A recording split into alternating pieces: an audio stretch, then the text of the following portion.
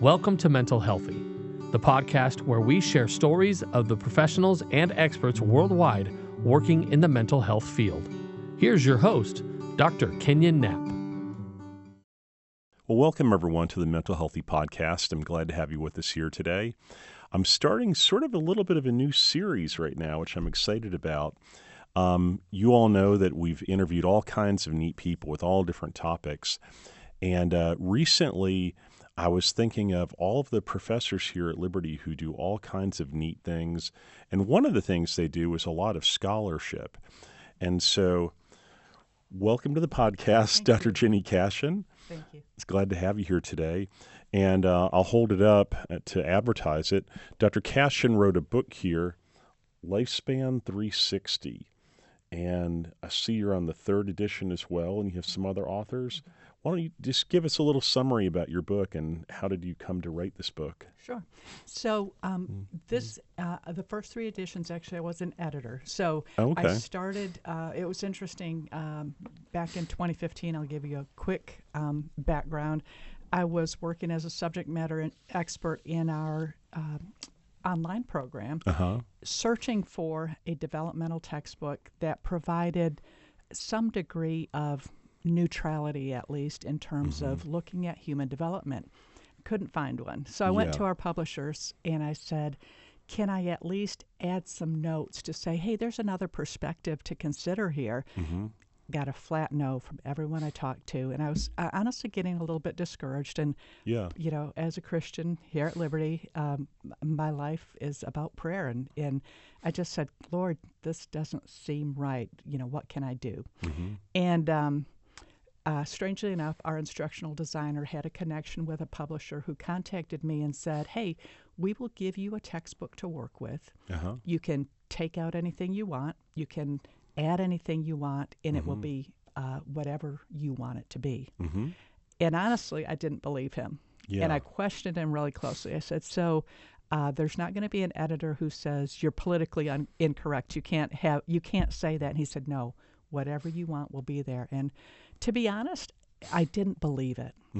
But I felt like God was telling me to walk through that door and to leave the results in his hands. So that's what I did. I walked through the door, and our rep from Kendall Hunt Publishing, Curtis Ross, was absolutely right. He allowed me to make the book our own, and it was really a blessing to see that as an opportunity for our students. Yeah, that's true.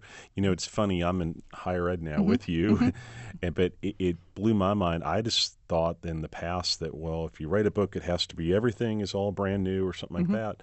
But in today's digital world, I mean, you could sell a chapter that you wrote to somebody else, or somebody else can let you pay royalties on their chapters. And you're able digitally to pop all these different things together today in a way that years ago they wouldn't even have thought about, I guess.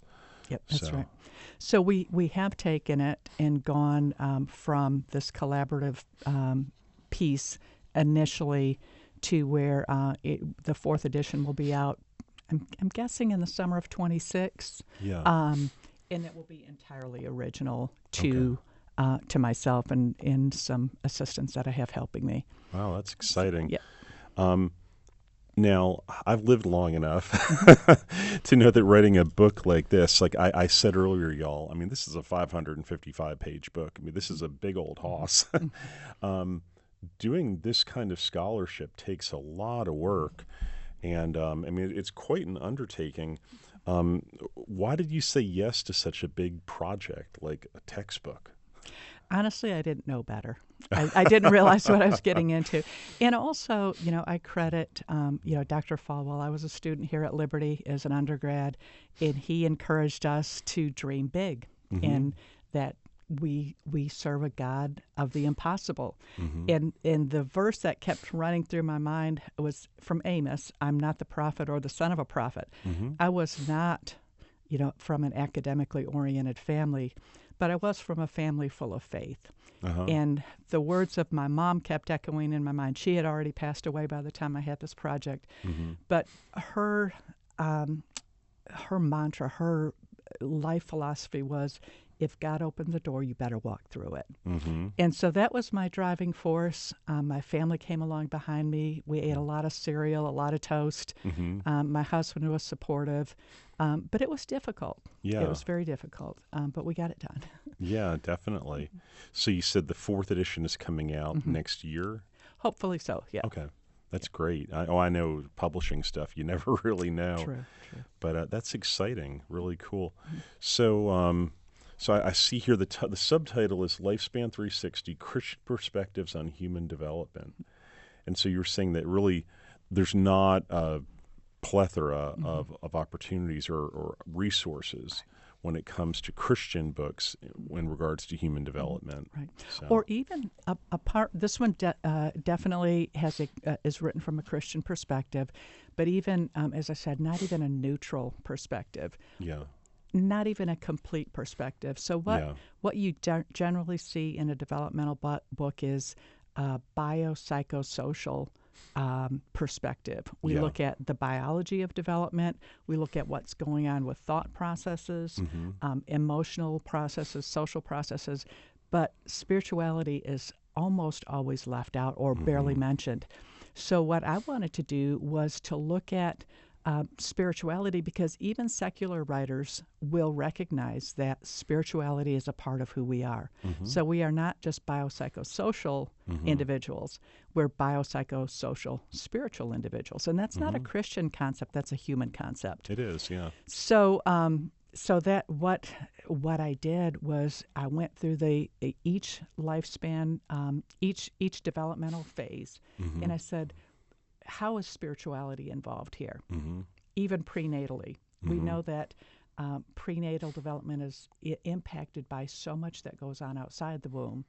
But also spiritually, God said, I formed you. I created you. I have purpose. You have meaning even when you're in the womb. And take that all the way up through childhood, adolescence, emerging adulthood, early adulthood, late adulthood. There's spiritual things going on within us that need to be recognized. So that's what we try to do. Yeah, that's so cool. You're making me think of some research I read recently. It was about how babies, when they're born, when they hear their mother and father's voices, they calm, their heart rate's lower and all that. And I mean, as compared to random voices of some other person. And so it seems that newborns recognize the voices of their mother and father.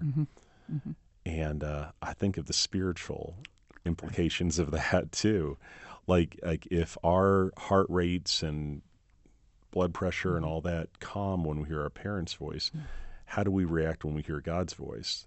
Wow, that's, you know, absolutely. I mean, I know I might get scared or excited, if I'm being honest. Sure. But there's other times, so when you sort of hear the voice of the Holy Spirit, it just does bring peace and calm, and that's probably just one of many the kind of applications that you have in your book, which is really neat.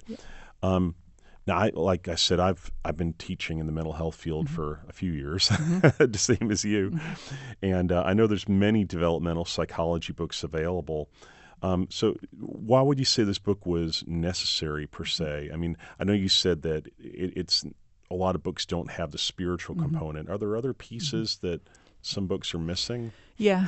So as we have, it's interesting, as we have changed as a culture, as a nation, as perspectives have changed. I grew up I went to through the public school system, through 2 years of college, not really understanding how strong that secular, that humanistic influence was in my life until I came to Liberty and recognized that even though I was raised in a Christian home, my perspectives had been shifted by the people that influenced me through all those years. Yeah. So in addition to the overt spiritual emphasis for each life stage, I also tried to take issues that we used to take, that used to be accepted pretty much across the board as established science that have changed in the last 10 years. For example, it's interesting, I have a several handbook sets, encyclopedias of developmental psychology, published in the early 2000s, so they're not ancient history. Yeah. But if you look at the way those resources treat things like gender, sexuality, all these things that have changed recently, and we see many textbooks have jumped on board with the new perspectives and simply ignore what used to be acceptable, used to be accepted as truth. Yeah. So I try to take issues current in our society, like gender identity. Should we allow a 5-year-old to choose his or her gender? Based on the science that was established for many, many years, and based on current science that says, you know what, when a child or a young person is expressing gender issues, there are usually some other things going on too that we need to deal with. And so trying to return to a level of academic perspective that says, let's look at this from a scientific standpoint, not by the winds of culture, but let's look at the science. But can a 5-year-old pick their gender? I mean, we make them wait till they're 18 to vote and then drink at 21. And but I guess they can pick that at 5. Sure. Well, I tell my classes, that, I didn't let my 5-year-old decide what they were going to eat or what time they were going to bed. Yeah. Now, should we be compassionate and communicate with her? Oh, absolutely. There's never a place for ridicule or punishment or for having questions. But I'm not going to let you choose right now. And you know the research about individuals who do not transition either socially, chemically, or physically until after adolescence. A large percentage say, I don't want to do it anymore. Yeah. And so, there's a lot there. Yeah, that's true. A lot true. there, yep. Well, that's good that you're giving a more holistic perspective, because I agree with you. There's so many textbooks that are just sort of lockstep with wherever the wind is blowing in culture at the moment. And they think that's going to be better or something. So that makes sense. So there's you're making a lot of good points here about different things about why this book is necessary. What are some of the factors or features of your book? I'll hold it up again for the listeners that really set it apart from other textbooks. And feel free to look at it if you want to show people. Sure. We have in the ebook, we have some embedded videos, and we're hoping to increase the number of those. Lots of diagrams. It's very easy reading. It's written so that it's not it's content rich, but it's not written at such a high level that anyone couldn't pick it up and read it. So that was a big goal for me.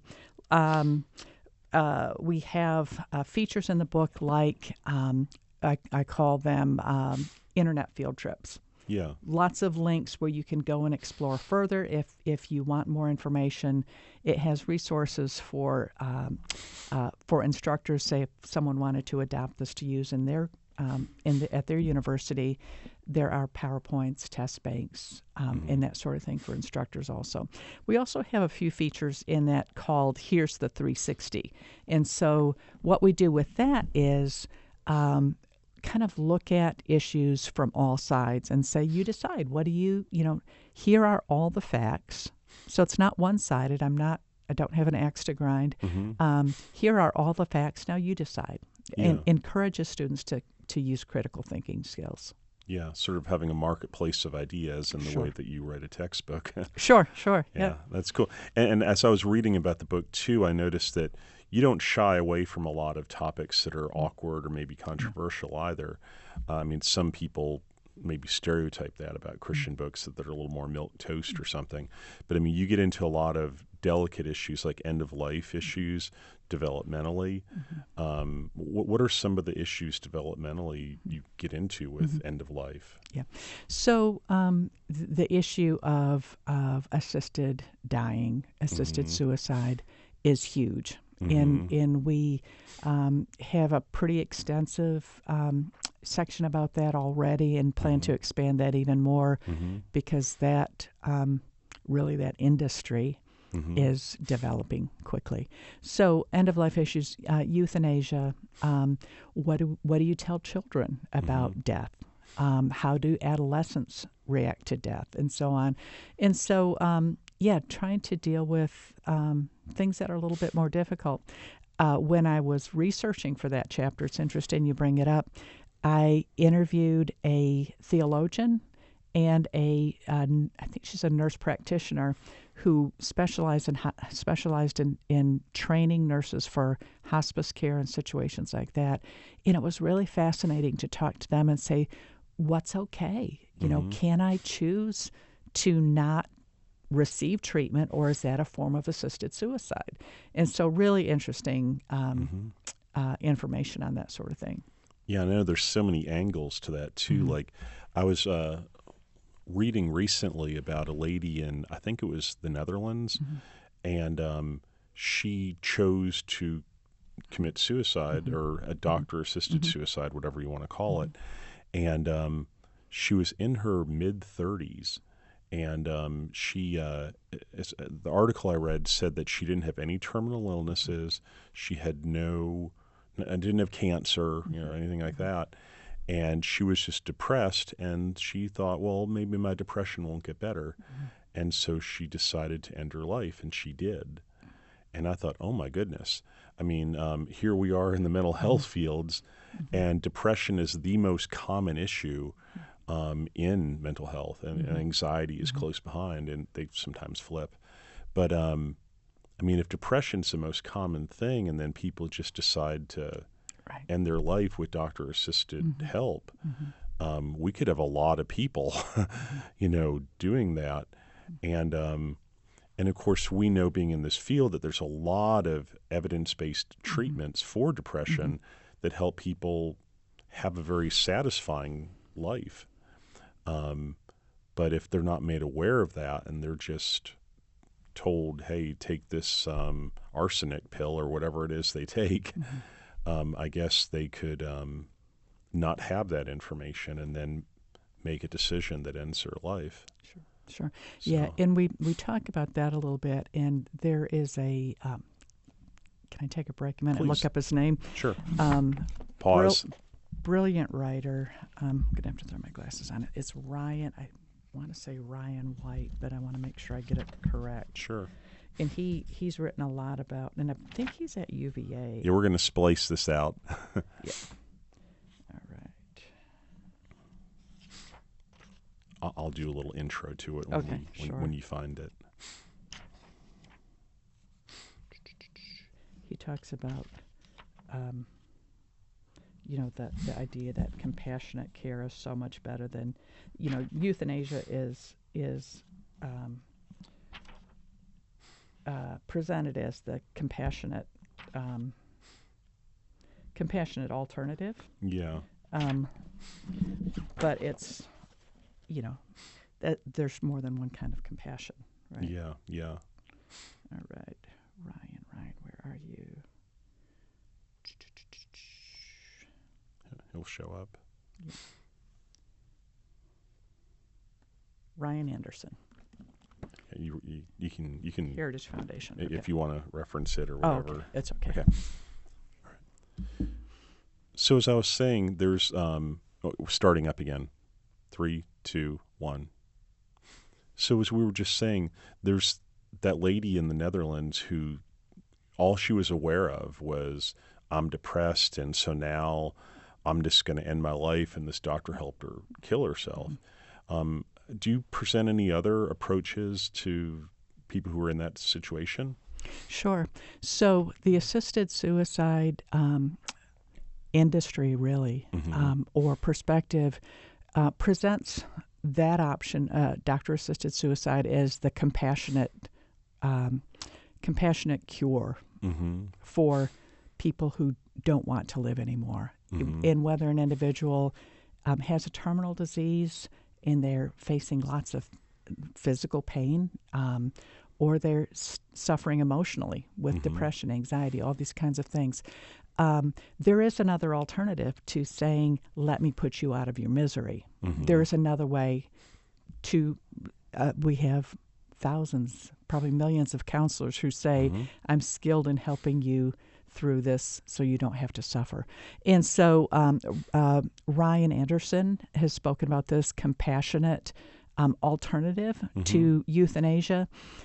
He talks about the idea that helping people get help when they need it, walking through this depression with them, walking through the end of, and there are alternatives, and I'm not a medical person, but hospice care, helping people live to the end of their life as God ordained it, receiving the care that they need, and especially for people who are suffering from depression or something that could be helped. Rather than saying, yes, ending your life is the answer, there are other alternatives, and that's what we talk about here. Well, that's great. I mean, I'm glad that's in there because, you know, in today's world, psychologically, one of the big hot button topics is, you know, resiliency and helping people cope better with whatever it is they're struggling with. And just every time you're feeling depressed, killing yourself doesn't really sound like whoever's teaching that is really helping clients be more resilient. But, well, that's great. This is all encouraging. Well, let me ask you before I get to some of the last questions here. If a person is like, they're hearing everything we're saying today and they're going, wow, that book sounds great, where would they go about getting this book? So Kendall Hunt Publishing they have a website. I think it's kendallhunt.com. Okay. But I can check and okay. Yeah. So Sure. But Kendall Hunt Publishing, you can Google that and just search for Lifespan 360 on their website. Okay, great. And it's available. That's great. Yeah, we'll make sure we put a link in the website for that afterwards, and that'll be great. Now, I know you said you're working on the 4th edition. Give the the listeners, there might be readers too, a sense of what are some of the changes that you're planning for the book right now? So life is changing so quickly. It seems like information is accelerating. So a big emphasis will be updating research, making sure that it's current in all those ways. I'm continuing to find more and more resources about spirituality, so adding content to that spiritual piece within each lifespan area. Just in general, making sure that every section is easy to read and helpful. We're planning to include, as I mentioned before, more video resources, and also illustrations always help. So we'll be adding some more of those also. Oh, that's great. Well, let me ask you this too. I know we're getting near the end of the time here, but I always try to ask everybody, is there anything God's put on your heart or your mind that you want to share with the listeners before we wrap up? Is there any pieces of the book that you're developing that are new or unusual or something like that? And by the way, listeners, I should say too, I mean, this edition of the book is from 2024, and we're late January of 25 as we record at the moment. I usually don't date our meetings like that because we post them a little bit later. But I mean, this book is still very, very fresh. But you're doing another edition and really updating all kinds of stuff. So are there other things that you're adding to it that you want the listeners to know about? Sure. So it's interesting how God will sometimes bring threads together. And I was asked, so the university, your listeners won't know this, but obviously you do, the renewed emphasis on faith and flourishing and looking at not only how can the mental health profession help people survive, but how can we help people thrive? And I'm also teaching a class in positive psychology, focusing one of the topics we're looking at is character strengths, and how building on the character strengths that God placed within you can help you become amazing. Right, so much more than you realize. So, and that's an idea that's used in a lot of schools. So, I'm hoping to incorporate that in, especially in childhood, and then maybe all the way up through emerging adulthood. But just a lot of those kinds of topics, and again, tackling the tough issues that we have as a society. There's even more research out there on.